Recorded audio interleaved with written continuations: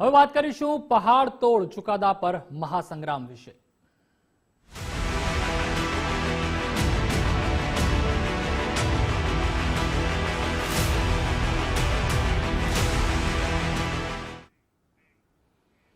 તો રાજસ્થાનના સિરોહીમાં ખનન યોજનાના વિરોધમાં આંદોલન થઈ રહ્યું છે, જેમાં સર્વ સમાજ દ્વારા આંદોલનનું રણશીંગું ફૂંકાયું છે।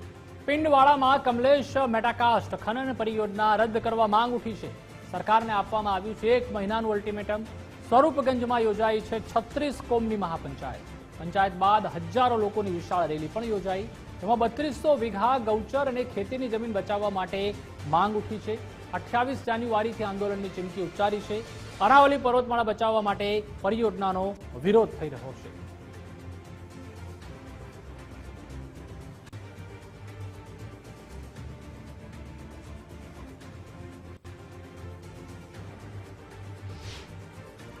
પહાડ તોડ ચુકાદા પર મહાસંગ્રામ થઈ રહ્યો છે અને આ 10,000 ટેકરીઓ પર ચાલતા ખાણકામને બંધ કરવાનો આદેશ છે તે આપવામાં આવ્યો છે। શું છે આ સમગ્ર મામલો? અરવલ્લી પર્વતમાળાનો વિવાદ, જેમાં એફએસઆઈના આ આદેશ વિરુદ્ધ રાજસ્થાન સરકારે સુપ્રીમ કોર્ટના દ્વાર છે તે ખખડાવ્યા છે।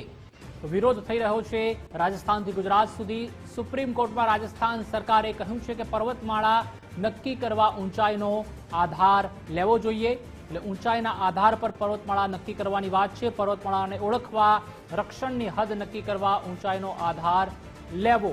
બીજી તરફ જે ત્યાંના સ્થાનિકો છે તે આનો સતત વિરોધ કરી રહ્યા છે। અલગ અલગ 36 કોમના લોકો જોડાયા છે। સ્થાનિક સ્તરે 100 મીટરથી વધુ ઊંચાઈની ટેકરીઓ જ ગણાશે પર્વતમાળા, એટલે 100 મીટરથી જે વધુ ઊંચાઈ હોય તેને જ પર્વતમાળા ગણવામાં આવશે। 100 મીટરથી ઓછી ઊંચાઈવાળી ટેકરીઓનો સમાવેશ થવો જોઈએ નહીં, તો તેને લઈને જ આ મહાસંગ્રામ છે તે છડાઈ ગયો છે।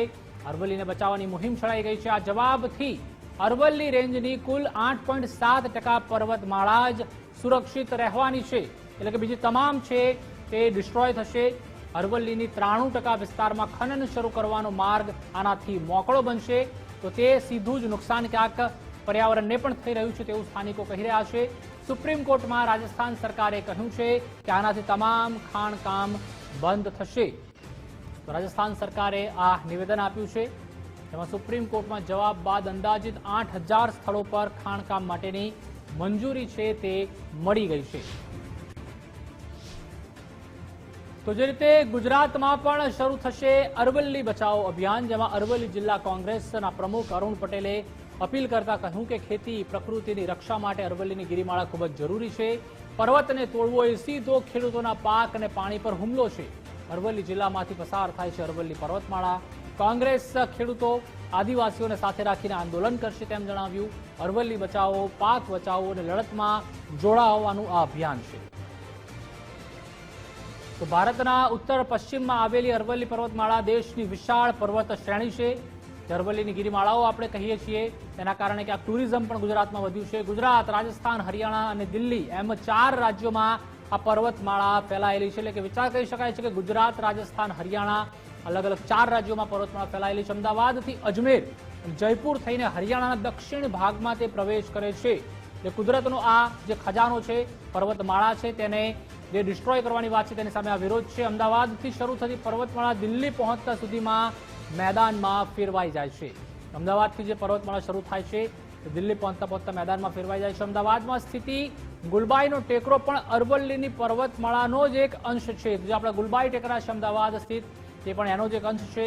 અરવલ્લીની પર્વતમાળાનો 80% જેટલો ભાગ રાજસ્થાનમાં આવેલો છે। રાજસ્થાનમાં પણ જ્યારે લોકો જતા હોય છે ત્યારે તેની સુંદરતા, જે પર્વતો, પહાડો તે જોઈને જ આકર્ષાતા હોય છે। અરવલ્લી પર્વતમાળા રાજસ્થાનને ઉત્તર અને દક્ષિણ એમ 2 ભાગમાં વહેંચે છે।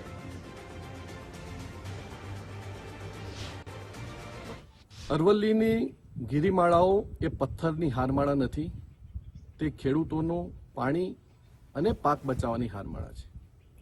અરવલ્લી જિલ્લાની અંદર આવેલી હારમાળાઓને કે જે 100 મીટરની ઓછી હોય તેને અરવલ્લીની હારમાળામાં ગણાય નહીં, અને તેની મંજૂરી ખનન માટે અને બીજા ઉપયોગ માટે આપી શકવાની વાત જ્યારે ચાલી રહી છે, ત્યારે અરવલ્લી જિલ્લાના પ્રજાજનો, પ્રકૃતિ પ્રેમીઓ, ખેડૂતો અને આદિવાસી પ્રજા સાથે ખૂબ અન્યાય થઈ રહ્યો હોય એવું લાગી રહ્યું છે। ત્યારે પ્રકૃતિ પ્રેમીઓ અને સૌ સાથે મળી આગામી સમયની અંદર અરવલ્લી બચાવોનું એક અભિયાન શરૂ કરવામાં